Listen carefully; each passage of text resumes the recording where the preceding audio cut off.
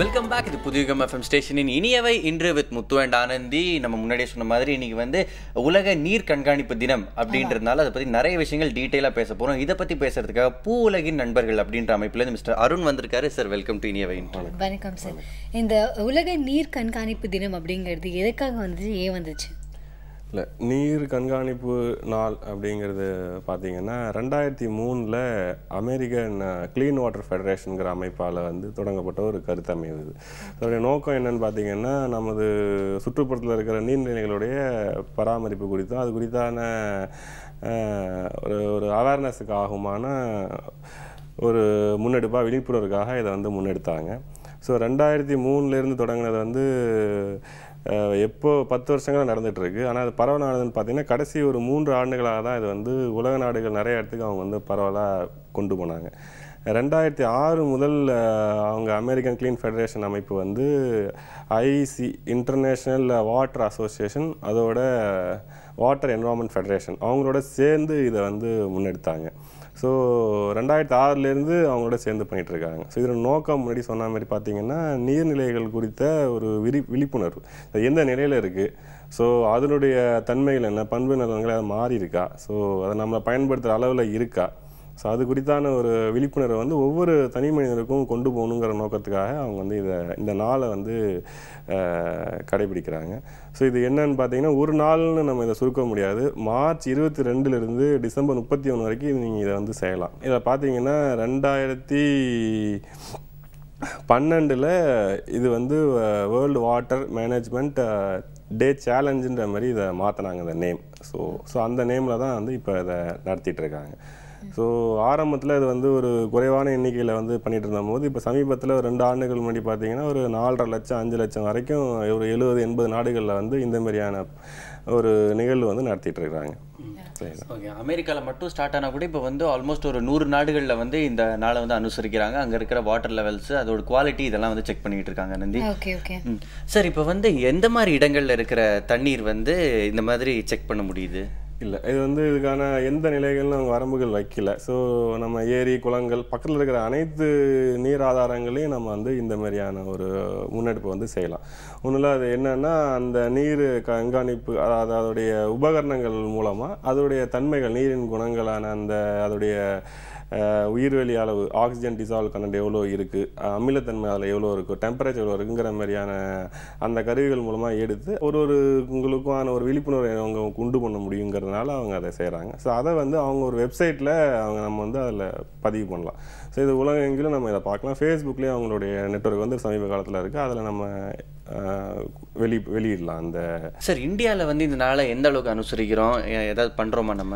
இல்லை, இந்தியாவில் பெரிய அளவான ஒரு இது குறித்தான இந்த நாள் குறித்தான விழிப்புணர்வு பெரிய அளவில் இல்லை. இது குறிப்பாக வந்து வளர்ந்த நாடுகளில் கடைபிடிக்க, குறிப்பாக அமெரிக்காவில் தொடங்கினால அமெரிக்காவை சார்ந்த அவங்க தான் அதிகம் செய்கிறாங்க.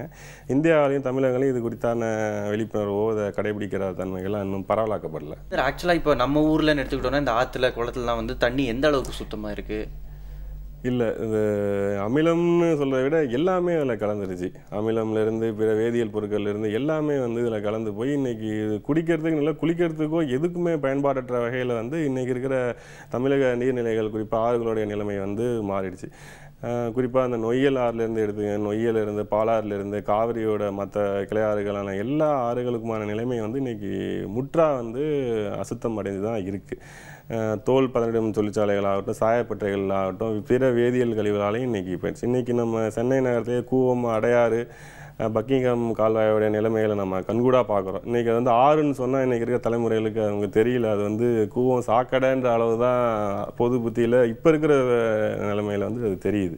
இது ஒரு வருத்தமான ஒரு விஷயந்தான். இதை வந்து எப்படி கட்டுப்படுத்துறதுன்னு நம்ம போனோம்னா, சுத்தப்படுத்தணுன்ற மாதிரியான சொல்லாடல்கள் நிறையா வந்தாலும் இந்த கழிவுகளை வந்து இதுக்குள்ளே கலக்கிறத நம்ம கட்டுப்படுத்தாத வரைக்கும் நீங்கள் எவ்வளோ அதை தூர்வாரி சுத்தம் பண்ணாலும் அது நடந்துக்கிட்டே தான் இருக்கும்.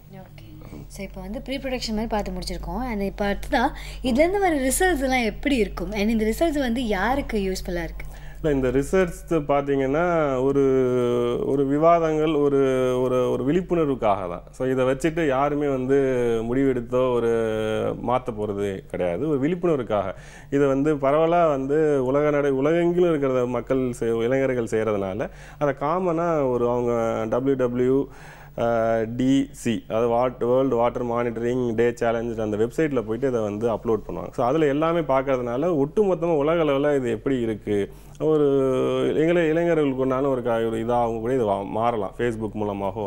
இது விழிப்புணர்வு ஏற்பட்ட பிற்பாடு அதுக்கான முன்னெடுப்புகள் வந்து அந்த இளைஞர்களே என்ன வழி எடுக்கணும், எப்படி பண்ணணுங்கிறத அது அவங்களுக்கு புரியுங்கிறதுனால அரசோ ஏதோ இந்த முடிவை வச்சு ஒரு தீர்க்கமான முடிவுக்கு நகர போகிறதில்ல. ஓகே, கண்டிப்பாக ஒருத்தர் 2 பேர் ஆரம்பிச்சா அதுக்கப்புறம் அது ஒரு 10 பேருக்கு தெரியும், அது அப்படியே ஸ்ப்ரெட் அதுலேருந்து ஒரு 1000 பேருக்கு தெரிஞ்சுன்னா அதுலேருந்து யாரோ ஒருத்தராவது ஆக்ஷன் எடுக்க மாட்டாங்களா? என்ன மாதிரியான ஆசை தான் எல்லாருக்குமே இருக்குது. ஆனால் இதில் எனக்கு இன்னொரு கேள்வியும் இருக்குது. இப்போ ஒரு சில இடத்துல வந்து இண்டஸ்ட்ரீஸ்லாம் இருக்கிற இடத்துல அதிகமாக தண்ணியை பயன்படுத்துகிறாங்க, இந்த மாதிரி பல விஷயங்கள்லாம் இருக்குது. ஸோ அதனால் நம்ம வந்து ஒரு சில விஷயங்கள் அங்கேயே வந்து கம்பெனி இல்லைனா கூட அதெல்லாம் நம்ம இந்தியாவில் அந்த கம்பெனிஸ் வச்சுருக்கோம், நம்ம தான் வந்து ப்ரொடியூஸ்லாம் பண்ணுறோம். ஸோ இதுக்கு வந்து இவ்வளோ தண்ணி தேவைப்படுது, இவ்வளோ தண்ணி இதுக்காக நம்ம வந்து செலவழிக்கிறோம் அப்படின்னு தெரிஞ்சும் அப்போ இந்த மாதிரியான ரிசர்ச்லாம் பண்ணும்போது இதுக்கான ரிசல்ட்ஸும் கிடைக்கும் இல்லையா?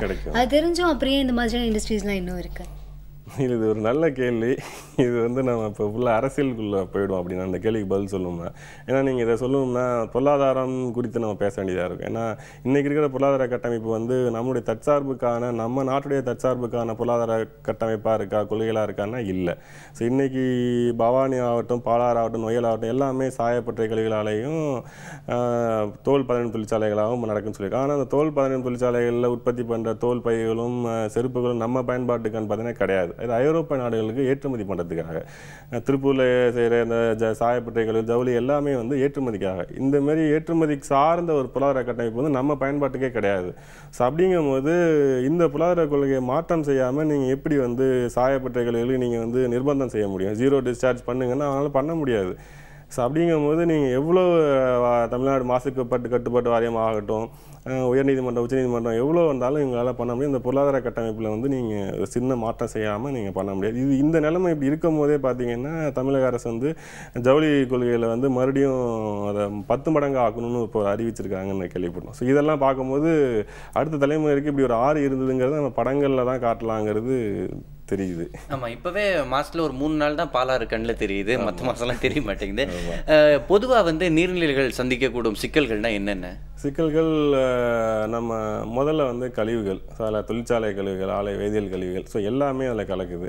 ஸோ அது மூலமாக வந்து மனிதர்கள் மட்டும் இல்லாமல் மொழி சொல்லாமல் இதில் வாழக்கூடிய அனைத்து உயிரினங்களும் பாதிக்கப்படுது. இது வந்து ஒரு பல்லுயிரிய வலைப்பின்னல், அந்த நீரை சார்ந்த இருக்கிற அந்த உயிர் அமைப்புன்னு பார்த்தீங்கன்னா, இப்போ உதாரணத்துக்கு ஒரு ஒரு அனல் மின் நிலையங்களிலிருந்து அதிகபட்சமான ஒரு வெப்பம் ஏற்படும் போது பாதரசம் வந்து படியுது. ஸோ அந்த பாதரசம் வந்து இரவு நேரத்தில் லிக்யூட் ஆகி தண்ணியில் பகல் நீர்நிலையில் கலக்குது. அந்த பாதரசம் கலக்கும் போது அதில் வாழ்கிற மீன் அதை உட்கொண்டு சாகுது. அந்த மீனை உட்கொள்கிற மனிதன், பூனைகள்லேருந்து இது மாதிரியான வருது. ஸோ இது மாதிரியான ஒரு நிகழ்வு வந்து ஜப்பானில் நடந்தது. அதை மினமாட்டா ஃபீவர்னே சொல்லுவாங்க. அதாவது அந்த மீனை உட்கொள்கிற பூனை வந்து ஜுரம் வந்து சாகுது. ஸோ அப்படிங்கும்போது மினமாட்டா ஃபீவர்னா சொல்லிட்டு இருந்தாங்க. ரொம்ப காலத்துக்கு 25-30 வருடங்களுக்கு அப்புறம் தான் அதுக்கான ஏன் நடக்குதுன்னு கண்டுபிடிக்கும் போது இப்படி ஒரு நிகழ்வு தெரியுது. அப்படி பார்க்கும்போது நீங்கள் எதிர்பார்க்காத நிகழ்வுகளும் இந்த பல்லுயிரிய வலைப்பின்னனால பல உயிரினங்கள் வந்து இதனால் பாதிப்புக்கு ஏற்படும். ஸோ இதை எதுக்கு சொல்ல வந்தேன்னா, அந்த கழிவுகள், இந்த வேதியியல் கழிவுகள் ஆகட்டும், அந்த சாயப்பட்டறை கழிவுகள், தொழிற்பாதம் கழிவுகள், இது எல்லாமே வந்து இந்த கழிவுகள் வந்து இதில் சேருது. ரெண்டாவது பார்த்திங்கன்னா, ஆற்றங்கரையோரம் அந்த பன்னாட்டு குளிர்பான நிறுவனங்கள் பார்த்திங்கன்னா அவங்களுடைய தேவைக்காக நிறையா வந்து உறிஞ்சி எடுக்கிறாங்க. தமிழ்நாட்டில் மட்டும் கிட்டத்தட்ட 17லேருந்து 20க்கும் மேற்பட்ட இந்தமாரி குளிர்பான நிறுவனங்கள் வந்து நம்மளுடைய ஆற்றங்கரையோரம் இருக்கிற அந்த நீர்வளங்களை வந்து நிலத்தடி நீர் மட்டத்தை உறிஞ்சி எடுத்து அவங்க பயன்படுத்திக்கிறாங்க. ஸோ இது ரெண்டு விதமாக நம்ம பார்க்க வேண்டியதாக இருக்குது. ஒன்று வந்து நீர், இந்த உறிஞ்சி எடுக்கிற நீர் மீதும், மற்றபடி இந்த கழிவு, இந்த 2 சிக்கல்களும் இன்றைக்கி ஒன்றுமே இல்லாமல் போயிட்டுருக்கு நீர்நிலைமையினுடைய தற்போதைய சூழல். மணல் கொள்ளையெல்லாம் அதுக்கப்புறம் தான் வருது. அதுவும் இதில் சேர்த்துக்க வேண்டியதான். இதை பல பரிணாமங்களை நம்ம இதை பார்க்க வேண்டியதாக இருக்குது. முத்து, நீரின்றி அமையாது உலகு அப்படிங்கிறத அவர் சொன்னார் அப்படிங்கிறத மட்டும் சொல்லிக் கொடுத்தாங்களே, அதுக்கப்புறம் இப்போ நீர் எந்த நிலைமையில் இருக்குது அப்படிங்கிறத சொல்லிக் கொடுக்குறதுக்கு நிறைய பேர் கிளம்பி வரல அப்படின்னு தான் தோணுது எனக்கு. ஆமாம், கரெக்ட். இருக்கிற நீரும் சுத்தமாக இல்லை. அதுக்கப்புறம் இன்னும் நிறைய பேருக்கு நீர் போய் சேர்றதுக்குல குடி தண்ணி வந்து ரொம்ப காஸ்ட்லி ஆகிடுச்சு. அது மட்டும் இல்லாமல் குளிக்கிற தண்ணி அதுவும் வந்து நம்ம ஊரில் கிடைக்கிறதே ரொம்ப கஷ்டமாக இருக்குது. ஒவ்வொரு ஏரியாலையும் நடக்கிற இந்த குழாயடி சண்டை, அதுக்கப்புறம் இந்த மெட்ரோ வாட்டர் சண்டையெல்லாம் பார்க்குறப்ப நமக்கு பயமாக இருக்கும். ஏன்னா அந்த அளவுக்கு வந்து இவ்வளோ பேர் அடிச்சுக்கிறாங்க தண்ணிக்குன்னா இருந்தால் அது எவ்வளோ முக்கியம், அது வந்து எவ்வளோ பற்றாக்குறை இருக்குன்னு நமக்கே தெரியும். எனக்கு இப்போ கூட ஞாபகம் இருக்கும் போது, சின்ன வயசில் வந்து தண்ணி வருது அப்படின்னு சொன்ன உடனே சிறுவாணி தண்ணி, ஓகே, கோயம்புத்தூர், அங்கே அப்படியே சிறுவாணி தண்ணி வர வர வர வர அந்த டேப்லேருந்து பிடிச்சி குடிக்கிறதுல தான் அது ஒரு ஆனந்தம் இருக்கும். அது அப்படியே ஒரு டேஸ்ட் இருக்கும். இப்போ அப்படிலாம் எந்த டேப்லேருந்து யாரும் தண்ணி எடுத்து குடிக்க குடிக்கவே மாட்டாங்கன்னு நினைக்கிறேன்ல. ஆமா, அந்த குழாயடி சண்டையில நீங்க ஈடுபடுறீங்களா? இல்ல குழாயடி சண்டையில தண்ணி ஃபர்ஸ்ட் அந்த ஃப்ரெஷ்ஷா வர தண்ணி எடுத்து குடிக்கிறது அந்த ஒரு ஃபீல். Okay, very nice. அதே ஃபீலோட இப்போ ஒரு பிரேக் எடுத்துக்கலாம். அதுக்கப்புறம் இன்னும் நிறைய விஷயங்கள் பேசலாம். புதிய FM ஸ்டேஷன்ல இது இனியவை என்று.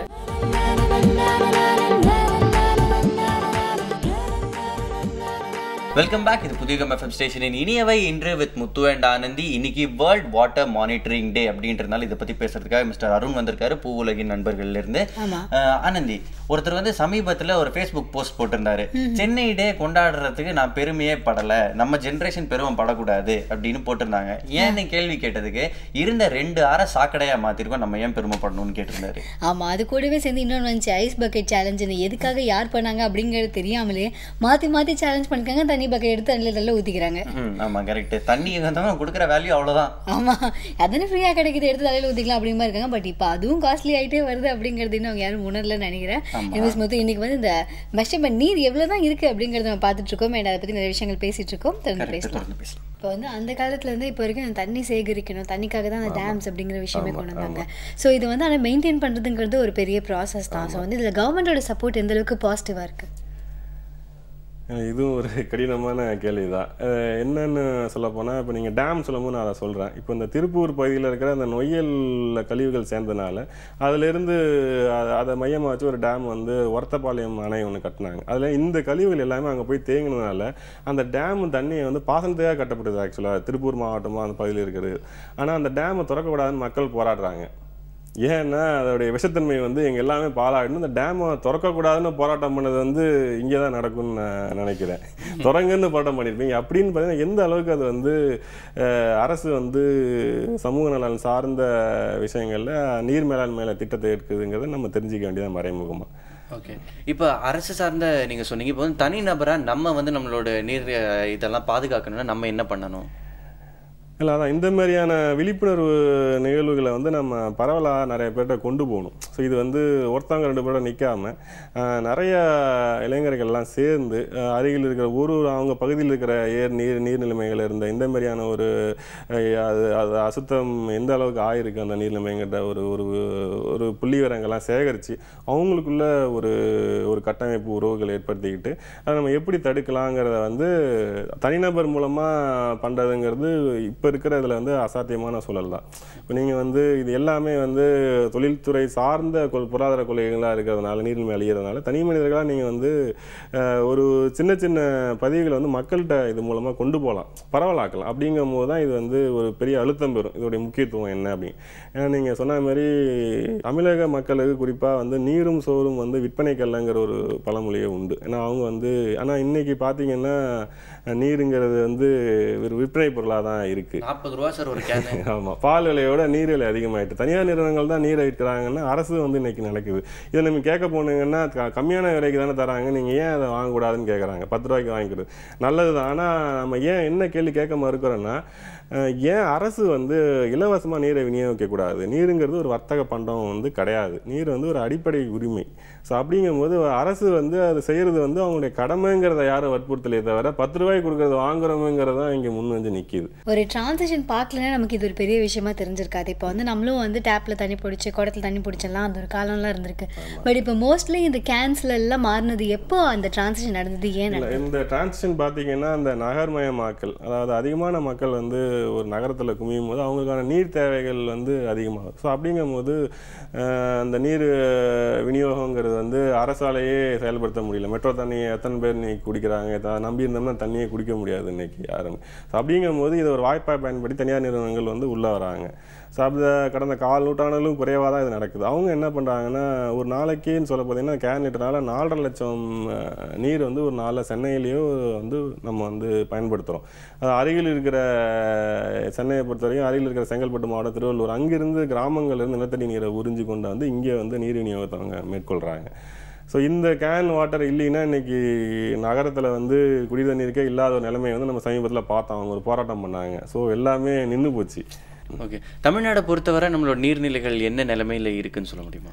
நீர்நிலைமைகள் ரொம்ப நதிகள் மரணம் அடைஞ்சிட்டு இருக்குன்னு தான் நம்ம சொல்லுவோம். அதோடைய கடைசி இறுதிக்கட்ட அந்திம காலத்தில் இருக்குன்னு கூட நம்ம அதை சொல்லலாம். ஒரு ஆறு ஒரு மெல்ல மெல்ல செத்து கொண்டிருக்கிறதுன்னு நம்ம சொல்ல முடியும். அதீத மணல் கொள்ளை, வேதியியல் தொழிற்கழிவு வந்து அதில் கலக்கிறதுனாலையும், அளவுக்கு அதிகமான நிலத்தடி நீர்மட்டம் உறிஞ்சனாலையும் இன்றைக்கி வந்து நீர் மேலாண்மை புறக்கணிப்பு வந்து அரசு வந்து உச்சகட்டமாக இருந்து அதை செய்யுது. அரசு தான் வந்து குளத்தை பராமரிக்க வேண்டிய அரசு ஊர் பஞ்சாயத்தை பார்த்தீங்கன்னா அது நடுவில் தான் வந்து அந்த ஊருக்கான தண்ணி தொட்டி கட்டுறாங்க. ஸோ அந்த குளத்தை பராமரித்து தூர்வாரி பண்ணுங்கிறத விட குளத்துலையும் கண்மானைகளையும் தண்ணி தொட்டி கட்டுற அரசாகவும் இதுதான் இருக்குது. ஓகே, முன்னாடி எப்படி இருந்துச்சு சார்? ஏன்னா நீங்கள் நிகழ்ச்சி ஆரம்பிக்கிறதுக்கு முன்னாடி நம்ம சாதாரணமாக பேசிட்டு இருந்தப்போ நீங்கள் வந்து நிறைய சொல்களே இருந்துச்சு அப்படின்னீங்க. என்னெல்லாம்? அதாவது நீருக்கும் தமிழக மக்களும் குறிப்பாக சொல்லாமல் தொல்குடிகளுக்கான உறவு வந்து அவங்களுடைய வாழ்வியலோட ஒன்றா பிணைஞ்சது. அதை சொல்லும் போது நம்ம தமிழக மக்களில் குறிப்பாக வந்து 20க்கும் மேற்பட்ட வார்த்தைகளில் வந்து அந்த நீரை மேலாண்மை பண்ணுறதுக்கான விஷயங்களுக்கு உபயோகிச்சிருக்காங்க. ஏந்தல், ஏரி, குளம், ஊரணி, கண்மா, இதேமாரி நம்ம வந்து ஒரு 20க்கும் மேற்பட்ட வார்த்தைகள் அவங்க பயன்படுத்தியிருக்காங்க. நீரை எப்படி பராமரிக்கணும் அவங்களுக்கான அறிவு திரட்டல் வந்து அவங்களுக்கு இருந்துகிட்டு இருக்கு, மரபு வழியாகவே இருந்துகிட்டு இருந்திருக்கு அவங்களுடைய அனுபவங்கள் மூலமாக. ஸோ நெல்லியோட வேரை எடுத்து அவங்க வந்து ஊரணிகளில் போட்டு நீர் வந்து சுத்தமாக இருக்குதுக்காக அவங்க வந்து பயன்படுத்தியிருக்காங்க. இந்த மாதிரியான நிறைய வேலைகளை வந்து நீர் மேலாண்மைக்காக அவங்க வந்து மெனக்கட்டு செஞ்சுருக்காங்க. ஆனால் இன்றைக்கி பார்த்திங்கன்னா நம்ம நீர் குடித்த நம்முடைய பாறை வந்து ஒரு குழப்பமான மனநிலைக்கு தமிழக மக்கள் போயிட்டாங்க. எதுக்கு சொல்ல வந்தோன்னா, அந்த பாட்டில் நீரை வந்து நம்ம இருக்கிறதா வேணாமாங்கும் போது வாங்கி கொடுத்தா என்ன தப்புங்கிற அளவுக்கு அவங்க போயிட்டாங்க. ஆனால் நீருங்கிறது என் உரிமை, நீருங்கிறது வந்து இயற்கையோட ஒரு வளம், அது வந்து ஒரு பண்டம் கிடையாதுங்கிற பாறை வந்து இன்றைக்கி தமிழக மக்களில் எல்லா நாடுகளையும் சேர்ந்த மக்களும் வந்து அதை ஏற்றுக்கிட்டாங்க. ஓகே, ஸோ இப்போ வந்து நம்ம இக்கரைக்கு அக்கறை பச்சை அப்படின்னு பார்க்கும்போது நம்ம நாட்டை தவிர வேறுங்கடலாம் வந்து நீர் மேலாண்மை அப்படிங்கிறது எப்படி இருக்குது? நீர் மேலாண்மை நான் முடி சொன்ன மாதிரி இந்த பணக்கார நாடுகள்ங்கிற, அதாவது முதலாம் உலக நாடுகள் சொல்லுவாங்க, அவங்க வந்து சிறப்பாக செய்கிறாங்க. அதாவது இந்த கருத்தை சொன்ன அமெரிக்காவில் வந்து நல்ல சிறப்பாக பண்ணுறாங்க. அதாவது உலக சுகாதார நிறுவனம் வந்து ஒரு நாளைக்கு 150 லிட்டர் வந்து ஒரு நபருக்கு வேணுங்குது, அவங்க அதுக்கு மேலேயே நுகர்றாங்க. அவங்க நீர் மேலாண்மை சரி மற்ற விஷயங்களை வந்து சிறப்பாக பண்ணுறாங்க. ஆனால் வந்து இந்த மூன்றாம் உலக நாடுகள், வளரும் நாடுகள், ஏழை நாடுகள் சொல்லும்போது அவங்களுக்கு வந்து சுத்தமாக இல்லை, 50 லிட்டருக்கும் குறைவாக தான் அவங்க எல்லாத்துக்குமான நீர் பயன்பாடாக இருக்குது. ஸோ இங்கே நீர் மேலாண்மைங்கிறது வந்து சுத்தமாக புறக்கணிக்கப்பட்ட நிலையில் இருக்குது. வளர்ந்த பணக்கார நாடுகளில் ரொம்ப அருமையாக அவங்க செஞ்சிட்ருக்காங்க. ஏன்னா அவங்களுக்கான தேவைகள் நம்ம இங்கேருந்து தானே செஞ்சு கொடுக்குறோம். ஸோ அப்படிங்கும்போது இத்தாலியோ இல்லை மற்ற நாடுகள்லையோ இருக்கிற சவாலிடும் அளவுக்கு நம்ம இங்கேருந்து தோல் தொழிற்சாலை, தோல் பயனிடும் தொழில்களும் இங்கேருந்து நம்ம ஏற்றுமதி பண்ணோம். ஸோ அங்கே இருக்கிற நீர் ஆதாரங்கள், நீருன்னு இல்லை, எல்லா அனைத்து இயற்கை வளங்களும் மனித வளங்களும் அங்கே பாதுகாப்பாக இருக்குது.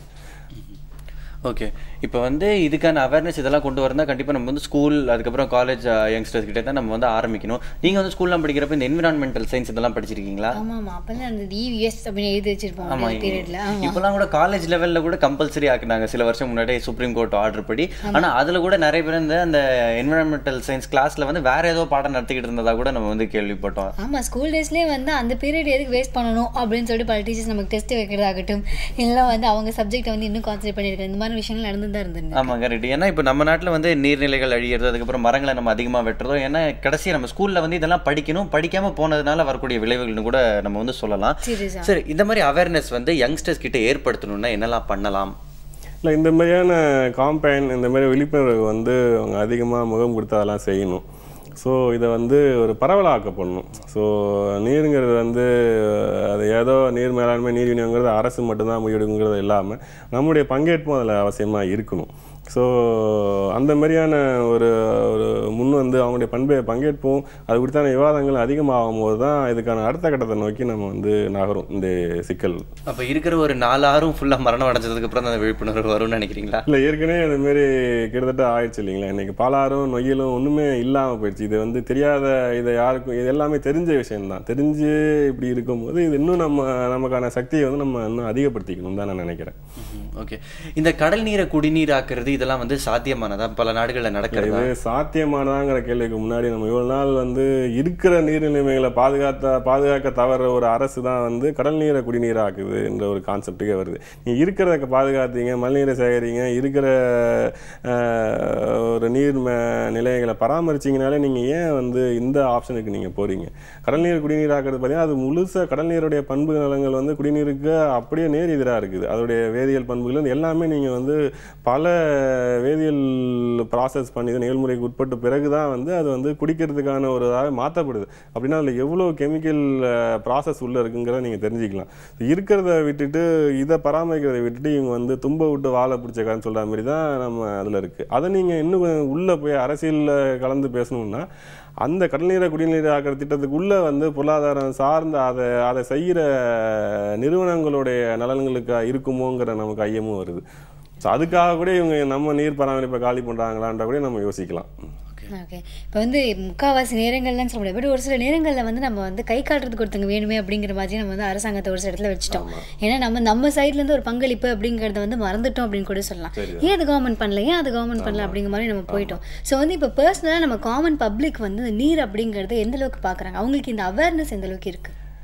இல்லை, அதான் அந்த நீர் குறித்தான அந்த ஒரு புரிதல், அவங்களுக்கும் நீருக்கும் மனிதனுக்குமான உறவு, அதெல்லாம் வந்து இன்னைக்கு நவீன சூழலில் வந்து ரொம்ப அந்நியமாயிடுச்சு. நீரும் இல்லாமல் அனைத்து இயற்கை வளங்களும் மனிதர்களிலிருந்து அந்நியமாயிடுச்சு. ஸோ அப்படிங்கும்போது நீரும் வந்து அவங்களும் பண்டமாக பார்த்து பழகிட்டாங்க. ஸோ ஒரு வாட்டர் பாட்டில் எடுத்துகிட்டு போகிறவங்க ஒரு கமாடிட்டி ஆகிடுச்சு இன்றைக்கி. அது வந்து ஒரு உயிர் வலி, அது அப்படி சொல்லுது, அது ஒரு உயிர் தேவைங்கிறத போக அது ஒரு கமாடிட்டி பண்டம் ஆனதுனால அது குறித்தான விழிப்புணர்வு வந்து முற்றாக குறைஞ்சிருச்சு. அப்படிங்கும்போது நீங்கள் தனிமன நபர் பங்களிப்புன்னு நீங்கள் என்ன கேட்டிங்கன்னா, இந்த மாதிரியான தொழிற்சாலை கழிவுகள் கலக்கிறதும் சரி, மற்ற நீரை உறிஞ்சி எடுக்கிறதும் சரி, அதெல்லாம் அவங்க வந்து முன்னின்று அவங்க வந்து அதை கேள்வி கேட்கலாம். நீங்கள் ஏன் அப்படி செய்யலாம், இப்படி பண்ணலான்ட்டு அவங்க வந்து அதுக்கான ஒரு முன்னெடுப்பை வந்து செய்யலாம். அதேமாரி ஜீரோ டிஸ்சார்ஜ் அப்படிங்கிற ஒரு கான்செப்ட் வந்து அனைத்து தொழிற்சாலைகளும் வந்து வெளியேற்ற கழிவுநீர்களும் ஜீரோ டிஸ்சார்ஜ்னா அது சாத்தியமே இல்லை. அதுக்கான ஏதாவது தொழில்நுட்பங்கள் ஏதாவது இவங்க வந்து மாணவர்களால் செய்ய முடியுமா, ஏன் பண்ண முடியுங்கிறதெல்லாம் இவங்க வந்து செய்யலாம். இது வந்து சிறிய பங்களிப்பாக செய்யலாம். ஓகே, நீங்கள் வந்து ஆரம்பத்துலேயே வந்து இப்போ வரைக்கும் சொன்னீங்க, அதாவது நீர் வந்து ஒரு கமாடிட்டி ஆகிடுச்சு, அது வந்து கமர்ஷியல் இதுவாகிடுச்சு அப்படின்னு. இது மாறுற நிலைமை ஏற்படுமா? இல்லை, இதை ரிவர்ஸ் பண்ணுறது வந்து ரொம்ப சிரமமான ஒரு சூழலாக இருக்குது. ஏன்னா அது 90களுக்கு முன்னாடியே வந்து நீரை கமாடிட்டி ஆக்கிற வேலைகள் வந்து சிறப்பாக செய்ய ஆரம்பிச்சிட்டாங்க. ஸோ ஒரு 1/4 நூற்றாண்டுக்கு வந்து இது நல்லா கமாடிட்டிங்கிற ஃபேக்ட் வந்து எல்லாத்துக்குமே பதிஞ்சிருச்சு. ஸோ இது அடுத்த கட்டம் எப்படி நகருதுன்னா, நீர் தான் வந்து மனிதனுடைய வாழ்வுக்கு அத்தியாவசியங்கும் போது அது ஒரு அடிப்படை சரக்காக மாற்றிடுச்சு. அப்படிங்கும்போது இதை சார்ந்த நலன் வந்து அனைத்து நிறுவனங்களும் புரிஞ்சுக்கிட்டாங்க. அப்படிங்கும்போது இந்த கமாடிட்டிங்கிறது இல்லாமல் மனிதனுக்கு அது அவசிய தேவை, அது வந்து ஒரு உரிமைங்கிற நீங்கள் பேசுகிற வார்த்தைகள் வந்து ரொம்ப குறைவாக தான் எடுபடுது. ஸோ அதுக்கு பலம் கொண்ட அளவுக்கு நம்ம அதை போராடினா தான் இதை மறுபடியும் நம்ம வந்து பழைய நிலைமைக்கு நம்ம அதை வந்து கொண்டு வர முடியும். எப்படி வந்து நிலம் வந்து முதல்ல விற்பனை பொருளாக இல்லாமல் இருந்ததோ, இன்றைக்கி நம்ம எல்லாம் அதை ஏற்றுக்கிட்டோம். நிலம் வந்து வாங்குறதுங்கிறது ஒரு சாதாரண விஷயமா ஆயிடுச்சு இன்றைக்கி. ஆனால் அதேமாதிரியே நீர் இப்போ ஆகிட்டு இருக்குங்கிறது தான் நம்முடைய வேதனை. ரொம்ப சிரமமான ஒரு காரியம். நம்ம இதை மறுபடியும் இதை ரிவர்ஸ் பண்ணணும் அப்படின்னு சொன்னீங்கன்னா. ஓகே, ஸோ மொத்தம் இன்னைக்கு வந்து நீர் அப்படிங்கிற அந்த டாப்பிக்கில் அஃப்கோர்ஸ் நம்ம வந்து டெய்லியும் அதை பார்க்குறோம், ஆனால் இந்தளவுக்கு ஃபீல் பண்ணது இல்லை நம்ம. ஆமாம், கரெக்ட். அதுவும் இதை பற்றி இவ்வளோ கவலைகள், நம்ம கவலைப்பட வேண்டிய விஷயங்கள் நிறைய இருக்குது அப்படின்னு தெரியுது. ஏன்னா நல்லா இருக்குது, அதான் தண்ணி கிடைக்குது குடிக்கிறதுக்கு அப்படின்னு நினச்சிக்கிட்டு இருந்தாலும் இதில் வந்து நம்ம கவலைப்பட வேண்டிய விஷயங்கள் அவ்வளோ இருக்குது. ஏன்னா குடிக்கிற தண்ணி சுத்தமாக இல்லை, அதையும் நம்ம காசு வேறு கொடுத்து வாங்குறோம் அப்படின்றப்ப வந்து பிரச்சனை மேலே பிரச்சனை. ஆமாம், ஆனால் இப்பவும் கூட நிறைய பேருக்கு இன்னும் அந்த நம்ம வீட்டிலே வச்சுக்கோங்களேன், இப்போ 2 பேரை பற்றி பேசுகிறோம் அப்படின்னா மீதி 4 பேருக்கு இது ஒரு பெரிய விஷயமாவே இருக்கிறது இல்லை.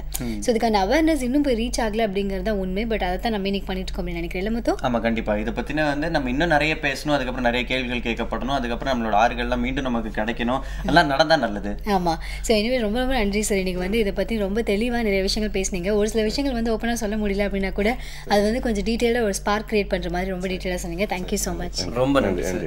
இதே மாதிரி இன்னும் நிறைய இன்ட்ரெஸ்டிங்கான விஷயங்கள் ஒரு பிரேக் அப்புறம் வந்துகிட்டு இருக்கு புதிய FM ஸ்டேஷனில். இது இனியவை என்று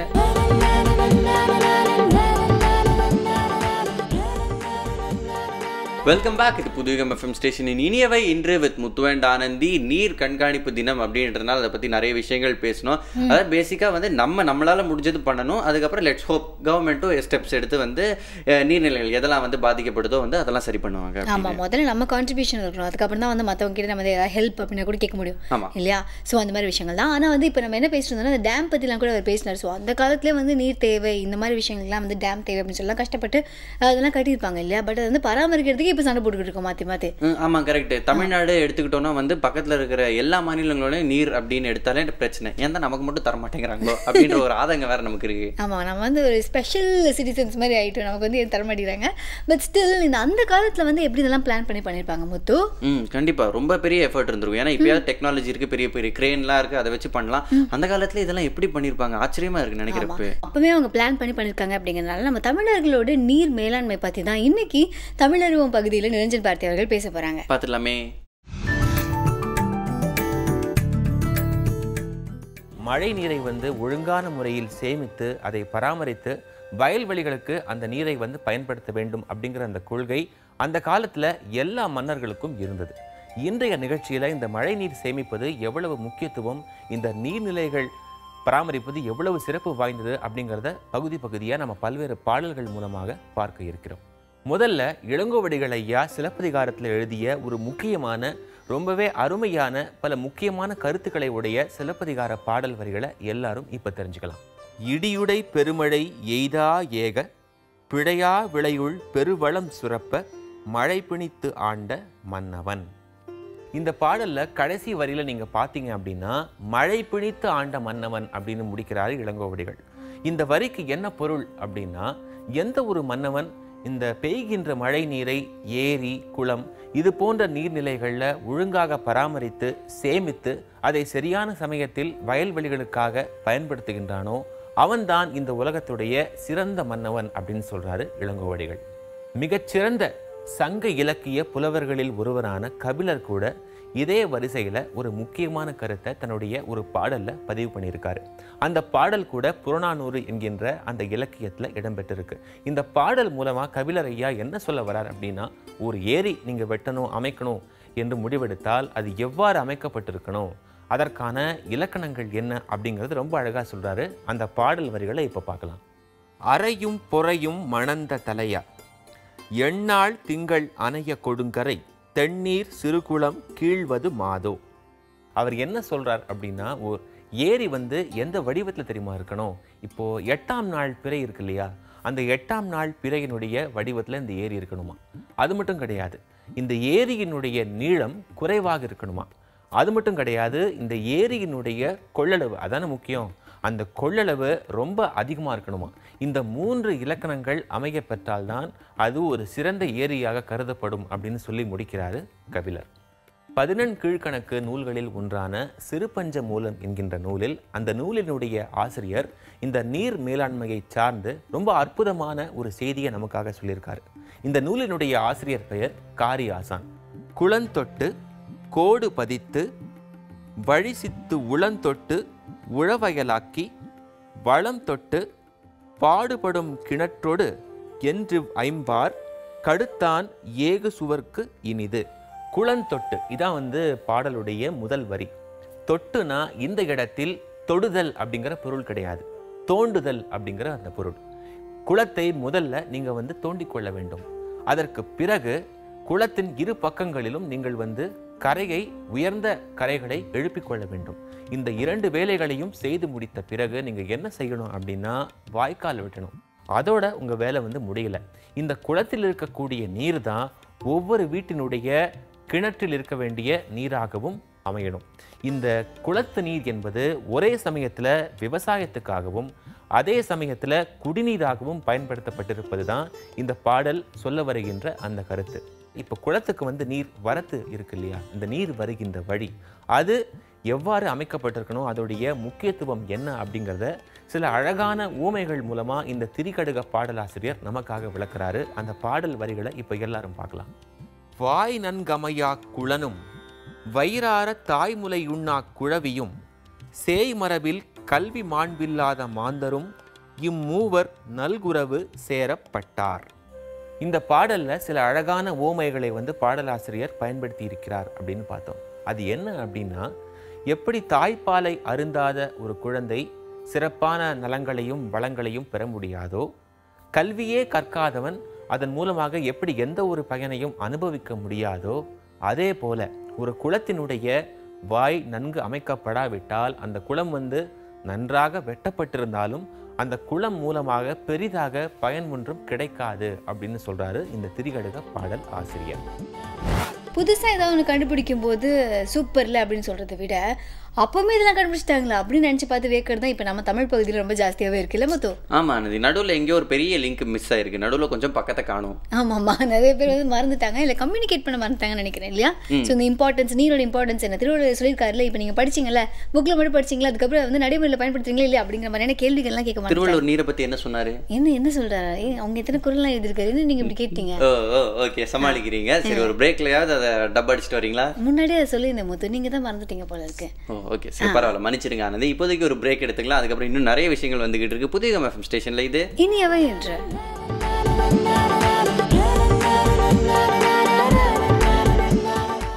முத்து. இப்போ வந்து தண்ணீர் பற்றி நிறைய விஷயங்கள் தெரிஞ்சிட்டோம். வந்து பேசிக்காக பார்த்தோம் நீர் அப்படிங்கிற டாப்பிக்கில் நம்ம வந்து நிறைய விஷயங்கள் பேசியிருக்கோம். ஆனால் இங்கே அது முடியலை, இன்னும் இருக்கு. நான் இன்னைக்கு ஒரு வெப்சைட் சொல்ல போகிறேன், ஓகேவா? ஆனால் இந்த வெப்சைட்குள்ளே நீங்கள் நுழைஞ்சிங்க அப்படின்னா அங்கேருந்து ஒரு பல்லாயிரக்கணக்கான வெப்சைட்குள்ளே நீங்கள் போகலாம். அந்த மாதிரியான ஒரு வெப்சைட் அது. ஓகே, அப்படி என்ன வெப்சைட் அது? www.waterweb.org. Water web. ஓகே, ஸ்பெல்லிங்கும் சொல்லிருங்களா அப்படியே? waterweb.org. ஓகேவா? இந்த வெப்சைட்குள்ள போய் பார்த்தீங்கன்னா நீரை பத்தின என்னென்ன வெப்சைட்லாம் இருக்கோ அது எல்லாத்தோட லிங்க்ஸும் அங்க இருக்கு.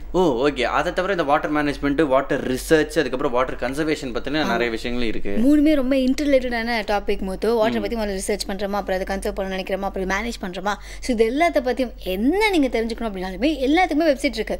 எப்படி மேனேஜ் பண்ணலான்னு ஒன்று, இல்லை வந்து எப்படி கன்சர்வ் பண்ணலான்னு ஒன்று, இல்லை அதில் நிறைய சப் கேட்டகரிஸ்லாம் இருக்கும் இல்லையா, அதுக்கு தனித்தனியாக வெப்சைட்லாம் இருக்கும் இல்லையா. ஸோ இந்த எல்லா வெப்சைட்டுமே அந்த வெப்சைட்டில் இருக்குது. www.waterweb.org. web.org. Okay, excellent. இந்த வெப்சைட் பார்க்கறதுக்காக நீங்கள் வந்து இன்டர்நெட் பக்கம் போனீங்கன்னா நீங்கள் செய்ய வேண்டிய அத்தியாவசிய பணி ஒன்று இருக்கு. feedback@pudiyugam.tv அப்படின்ற இமெயில் ஐடிக்கு போய் இந்த நிகழ்ச்சியை பற்றின உங்களோட கருத்துக்களை நீங்கள் அனுப்பலாம். ஆமாம், ஏன்னா நாங்கள் அனுப்பிச்சிட்டோம், அதனால நீங்களும் அனுப்பிச்சிருங்க, சரியா? அப்படி சப்போஸ் அவங்க வந்து மெயில் அனுப்பினா என்ன பண்ணலாம்? அவங்க வந்து என்ன பண்ணலாம்னா தபால் மூலம் அனுப்பலாம். இப்போ ஸ்க்ரீனில் வந்துட்டு இருக்கிற அட்ரஸுக்கு வந்து அவங்க போஸ்ட் பண்ணால் அதை வந்து நம்மளே வாங்கி அப்படியே ஜாலியாக படிச்சுட்டு அதுக்கு ஒரு பாக்கெட் எடுத்து வச்சுட்டு வீட்டுக்கு போயிடுவோம். ஆமாம், ஏன்னா நாங்கள் இன்னும் அதை பெர்ஃபார்ம் பண்ணல இல்லையா, நம்மளே எழுதி நம்ம இன்னும் கடிதம் போட்டுக்கல. பட் ஸ்டில் எது சொல்கிறதா இருந்தாலும் அவங்க சொல்லாத. நீங்கள் எப்படி சொல்வீங்க மொத்தம்? எங்களை தோளில் தட்டுறதா இருந்தாலோ தலையில் குட்டுறதா இருந்தாலோ இமெயில் இல்லைனா தபால் மூலம் அனுப்புங்கள். ஓகே, இப்போ நம்ம கிளம்பிடலாமா? கிளம்பிடலாமே. இதே மாதிரி நிறைய விஷயங்களோட நாளைக்கும் வரலாம் புதிய யுகம் எஃப்எம் ஸ்டேஷனில். இது இனியவை இன்று. முத்து, ஆனந்தி.